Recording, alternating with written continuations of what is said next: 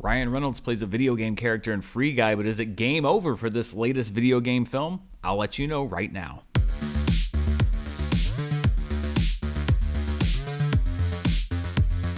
Hello everybody and welcome to my review of Free Guy, the latest film from director Shawn Levy, who is probably best known for the Night at the Museum films, amongst others, and the latest film also from writers Matt Lieberman and Zach Penn. In this movie, Ryan Reynolds plays Guy, a lowly bank teller in Free City, who's unaware that he's actually a non-playable character, an NPC, in a popular online game called Free City.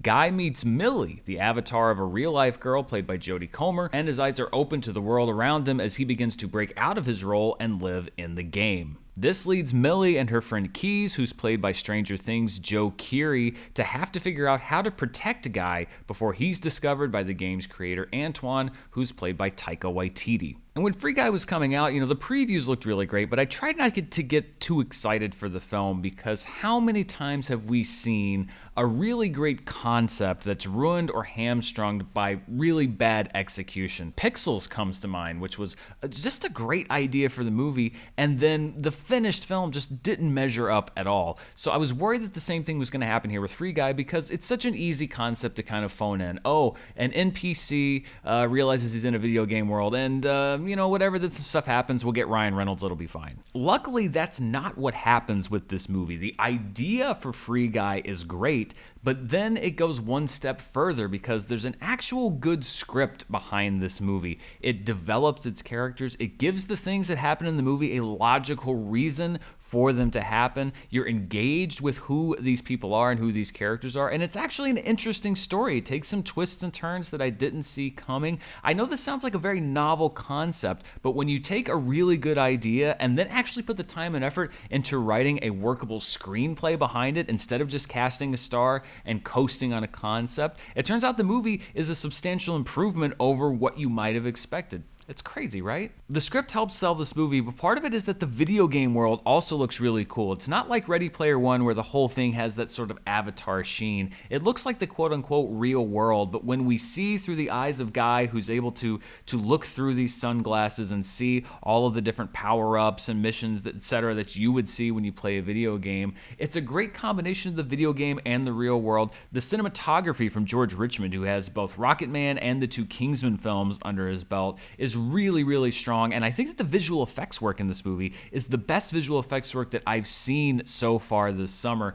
The movie looks very bright and vibrant, but it doesn't have that very stagey television feel that you can get sometimes when you're making a very brightly lit movie. The craftsmanship behind this movie is done really, really well, and it works great in conjunction with the performances from the actors and the script itself. It's no real news that Ryan Reynolds has charisma to burn, but he doesn't just fall back on that charisma, and it's not something that I really think that he does too much, even though he probably could for a lot of his roles. He brings a lot of dimension to the role of Guy. He's a very innocent person at the beginning of this movie, a bit of a lovelorn character. You might even go so far as to call him a sad sack, but you see through this movie his confidence grows, and as he discovers this world around him, you can actually track the progress of this character. He also has a great best friend who's played by Lowrell Howery. Lowrell Howery is such a funny actor, and he deserves more than just the best friend role, but he also plays that role very well in this movie. And I mentioned that the way that Guy is able to see the video game interface is he takes these sunglasses that the players in the game, their avatars, all wear. And it was very reminiscent of They Live, which is pretty much the same thing. You put on sunglasses and you're able to see the hidden world behind what we see. And at one point, there's a conflict between Guy and Lowrell about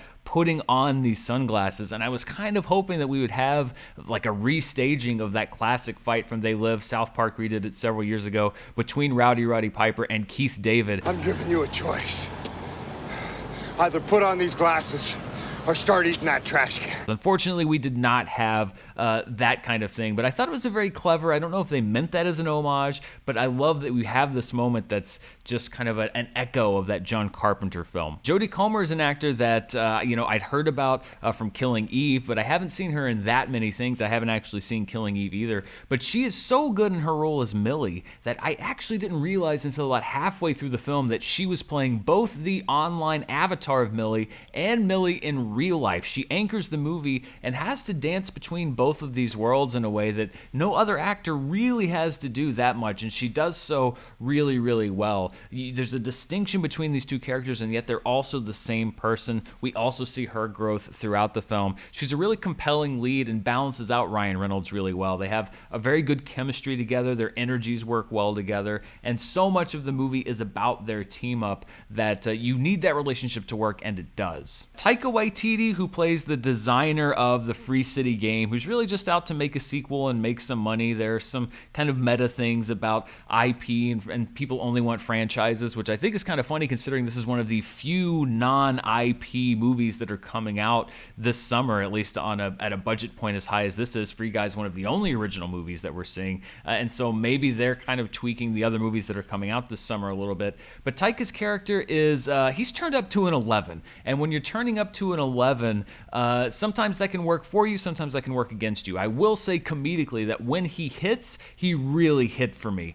He had some of the biggest laughs in the movie, but again, when you're playing it that big, I think it kind of also amplifies your misses, and not every single one of his jokes or, these moments where he has this huge energy worked for me. But like I said, it's balanced out by the fact that when it does hit, it hits big, so that kind of washes away a lot of the other misses. Of the main cast, Joe Keery, who you probably know from Stranger Things, is the one that probably has the least to do, but you understand as the movie goes on why his role is so crucial. He's not just the guy in the chair as Spider-Man Homecoming brought us with Ned.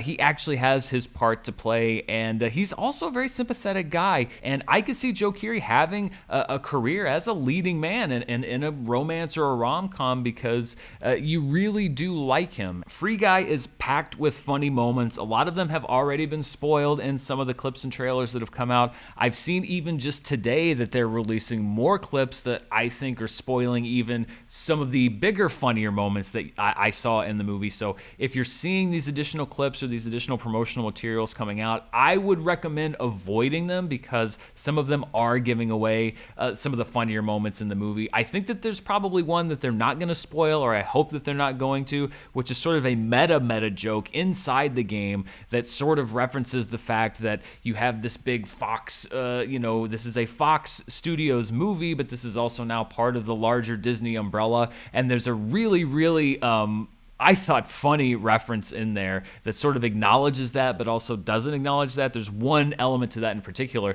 that got a roar out of the crowd that I was watching. I think some people might roll their eyes at it. I thought that it was really funny, and I hope that they don't spoil those moments as they get closer to their release, because I think that people are really going to like this movie. I don't think, hopefully, that they need to sell this movie too much more than it's already being sold, because my hope would be that the people that can go see it this opening weekend, and it opens not this upcoming weekend in theaters, but next weekend, are going to go see it, and perhaps the word of mouth will spread. And actually, when you think about it, you have, with Free Guy, a big budget movie, a big star, big concept, big visual effects. This is kind of the perfect summer blockbuster because it gives you the spectacle that you're looking for, but also throws in some heart, some character, some laughs, everything that you would want at an afternoon at the movies. And I actually think that between this movie and The Suicide Squad, which is opening this weekend, we have the two biggest crowd-pleasing films this summer. I'm not going to say best, but I think the two biggest crowd-pleasing films, and also amongst the best that have come out this summer. I think the downside of what we're looking at here with the situation,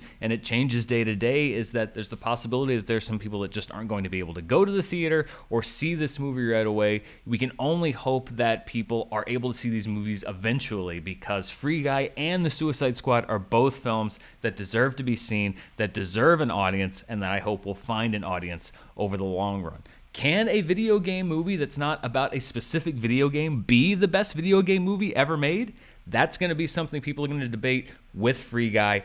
Big recommendation for me. I think you're really going to enjoy it if you get a chance to see it. So head out to see Free Guy if you can. And thank you so much for watching this review here on my channel. If you want to see even more of what I'm up to, you can check me out on Patreon at patreon.com/Dan Murrell. And stay tuned here on the channel. I will continue to bring you news, reviews, box office, you name it, as the summer movie season winds down. We're heading into the last month, into the dog days of summer, into August, and then into September and the fall movie season. I hope you are safe. I hope you stay safe.